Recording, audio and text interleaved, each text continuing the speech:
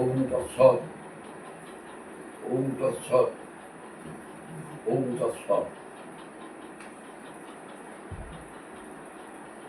আজ যে বিষয়টা নিয়ে আলোচনা করা হবে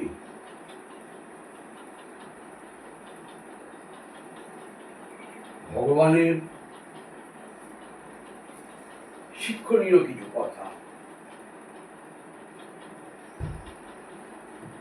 আজ থেকে 539 বছর আগে শ্রীমন নারায়ণ জগত্তারণ পতিত পাবন জনগণ মনোরঞ্জন করি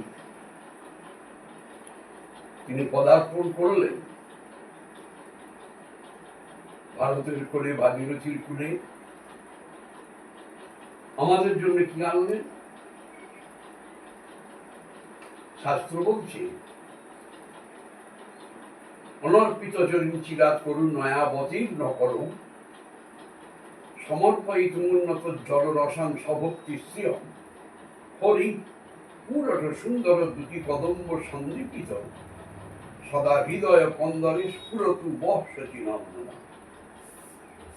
যে বস্তু কোনো যুগে কারো কাছে অর্পণ করা হয় সেই চির উন্নত চির উজ্জ্বল রাধাকৃষ্ণ প্রেম মিশ্রিত সুধামাখা নাম নিয়ে কুড়ির মানুষের জন্য ভাবটি প্রকাশ করলেন কিরকম?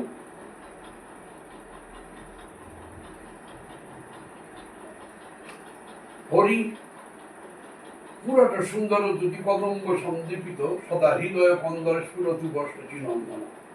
বলতে চাইলেন সিংহ যেমন স্বীয় গহ্বরে থেকে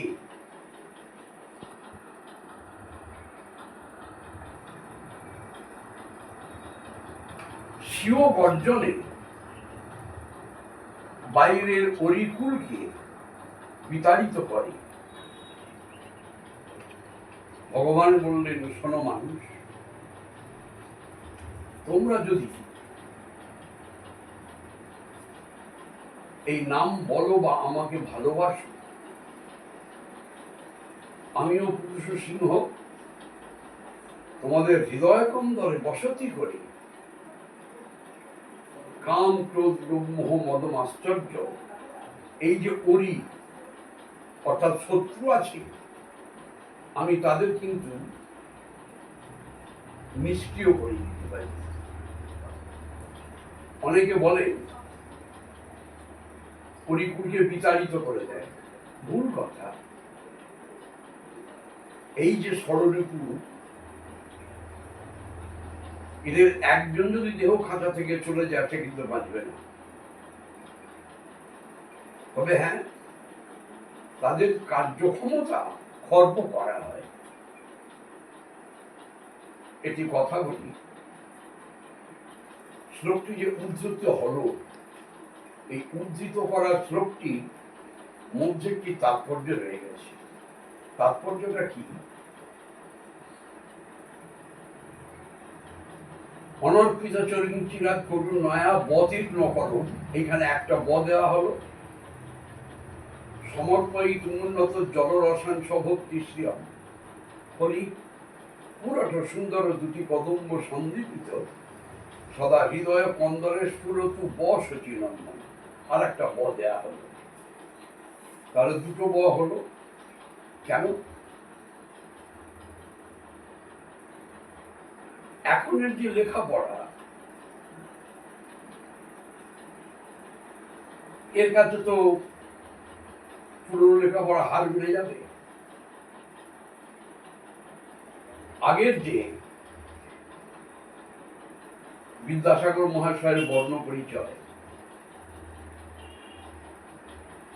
তাতে যে ব্যঞ্জন বর্ণ স্বরবর্ণ আছে, ব্যঞ্জন বর্ণের লক্ষ্য করে দেখবেন দুটো বই আছে, একটা প ফ ব আর একটা অন্তস্থ জ র ল ব।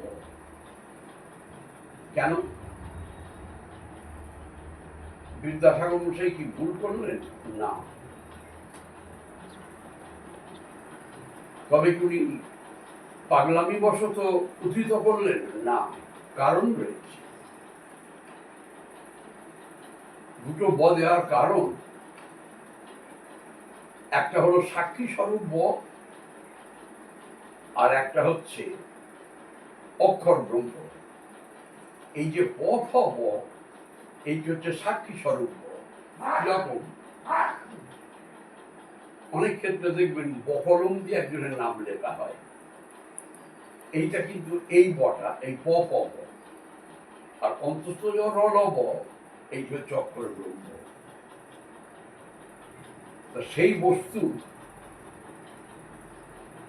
ভগবান নিয়ে পদার্পণ করলেন এই পৃথিবীতে। সকল মানুষকে বললেন, শোনো মানুষ, সকলে মিলে নাম বল। কারণ যে যুগে যা হয়ে গেছে, এই কলিযুগে তো সেসব হবে না। এই কলিযুগে হরের নাম হরের নাম হরের নামই বকে বলম, বলৌ নাস্তেব নাস্তেব নাস্তেব গতিরন্যতা। এই যে ত্রিবাচক কথা, উনি তো একবারই বলতে পারতেন, হরের নাম ওই বকে বলম, কলৌ নাস্তেব গতিরন্যতা। ত্রিবাচক করে তিনবার বললেন কেন? এর উত্তরে শাস্ত্রে পাওয়া যাচ্ছে,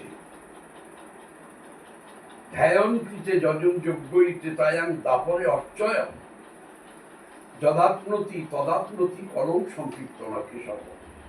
যে যুগে যা হয়ে গেছে, সত্য যুগে ধ্যান তপস্যা করে মানুষ ভগবানের কাছে কৃপা প্রাপ্তি হতো। বর্তমান কলিযুগে নাচতে হবে না। ত্রেতা যুগে যাগ যজ্ঞ করে যজ্ঞেশ্বরে চরণে আশ্রিত হওয়া, বর্তমান কলিযুগে নাচতে হবে না।